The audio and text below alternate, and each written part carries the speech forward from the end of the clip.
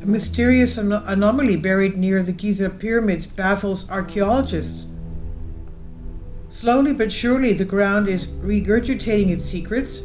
The history that lies buried beneath the swirling sands of time yields piece by piece to technology. And as you can see from this image, there's a lot of other buried areas under there. I'm sure there's a lot they will find. But one such piece in a well-explored region has archaeologists a little baffled. Near the famous ancient Great Pyramid of Giza in Egypt, ground-penetrating radar and electrical resistivity tomography have revealed a large two-part structure buried and concealed under the burial ground that has sat more than or less undisturbed for more than 4,000 years. Under the Western Cemetery, west of the Great Pyramid, these scans reveal a shallow L-shaped structure spanning an area of about 33 feet, 10 meters by 15 meters, between half a meter and 2 meters below the surface of the desert. That's 1.5 to 6 feet. Now, below that appears to be much larger structure between 3.5 to 10 meters deep, covering an area of 10 meters by 10 meters. That's about 30 by 30. It's unclear what these structures might be, but their presence could yield new information about the Giza Pyramid complex and the long-dead humans who built it. Technologies that can see what is below the surface of the ground without digging into it have given us a lot of discoveries in the recent years, not just on Earth but on Mars and the Moon as well. They're an excellent way to gauge the history of a place without destroying any of the delicate evidence. And one part of the Western Cemetery has always been a bit of a puzzle.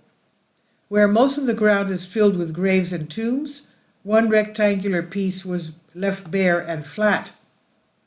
Led by archaeologist Motoyuki Sato of Tohoku University in Japan, a Japanese and Egyptian team set out about studying this relatively unexamined parcel of land. Ground-penetrating radar works by directing radio waves into the ground and measuring them when they're bounced back. Materials with different densities and compositions below the ground reflect the radio waves in different ways, which means the technology can be used to map structures and geological formations underground. Electrical resistivity tomography works in a similar way by detecting changes in the electrical resistivity of different subsurface materials. Using these two techniques, the researchers found regions of varying density beneath the bare, flat section of the cemetery, and the density formed shapes that are highly unlikely to be natural, the team says. This suggests that they were human-made, although their purpose remains a mystery. The shallower structure the scan reveals was filled with homogeneous sand, suggesting that it was deliberately filled in after construction. The deeper structure, revealed by the electrical resistivity tomography, was a little more difficult to figure out.